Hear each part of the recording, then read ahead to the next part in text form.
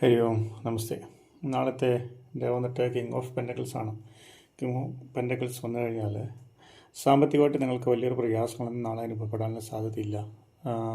ആവശ്യം വരുന്ന, അതായത് എന്തൊക്കെ നിങ്ങൾക്ക് ആവശ്യം വരുന്നുണ്ടോ ഫിനാൻഷ്യലി, അതൊക്കെ ഓൾമോസ്റ്റ് എല്ലാം കവർ ചെയ്യാനുള്ള സാധ്യതയുണ്ട് എന്നുള്ളതാണ്. വലിയൊരു പ്രശ്നങ്ങൾ നാളെ സാമ്പത്തികപരമായിട്ട് നിങ്ങൾക്ക് ഉണ്ടാവാനുള്ള സാധ്യതയില്ല എന്നുള്ളതാണ്.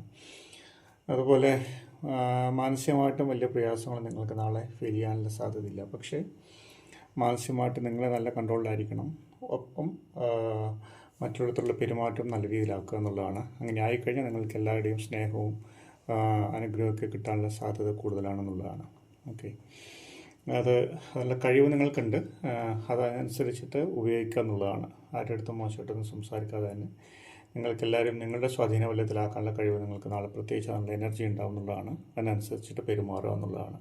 ഓക്കെ, വൈകാരികപരമായിട്ട് നോക്കുകയാണെങ്കിൽ മീൻസ് അത് റിലേഷൻഷിപ്പിലാവാം, പലതരത്തിലാവാം. അതിലൊക്കെ നിങ്ങൾക്ക് എന്തെങ്കിലും വിഷമം വന്നാലും നിങ്ങൾക്കൊരു ഒരു ഒരു യൂണിവേഴ്സിൻ്റെ ഒരു കൈ നിങ്ങൾക്ക് ഒരു സഹായത്തിനുണ്ടാവും എന്നുള്ളതാണ്.